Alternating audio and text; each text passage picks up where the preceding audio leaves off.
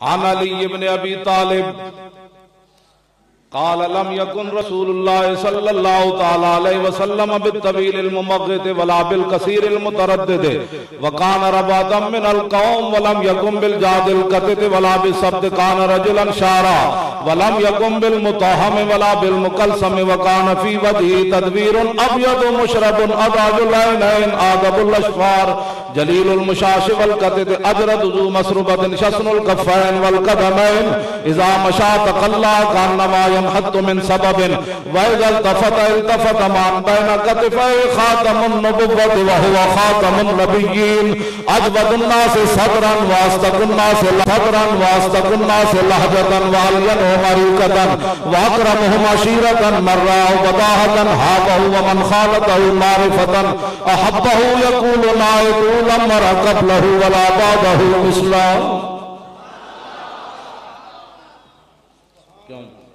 مولا علی فرماندن حضور دے مبارک ہاتھ ہو جیسے، حضور دی انگلیاں ہو جیسے، حضور دی ہتھیلیاں ہو جیسے، حضور دے ابرو ہو جیسے.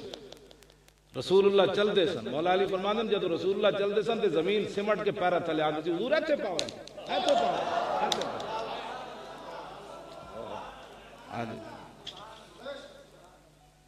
اذا مشى كانما ينحط من سبب.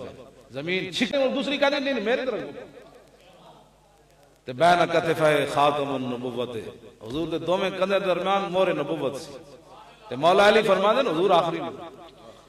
آج کوئی چوڑا چمار اٹھ کر لچا لفنگا ہم سے اگر کسی نے عزت کرانی ہے تو پھر ان کے دربار پر آئے انہیں مانے. تو پھر جب انہیں مانیں گے تو پھر سیدنا فاروق اعظم بھی کہہ کے دیں گے ابو بکر سیدنا واتک سیدنا. پر میں ابو بکر بھی ساڑا سردار تھے. ابو بکر جنہوں آزاد کیتا وہ بھی ساڑا سردار. ہاں جی سرداری کسی نے چاہی دی نا عمر کو بھی کوائے کہ میرا سردار ہے. قریشیاں کو غلام بھی سردار کوائے.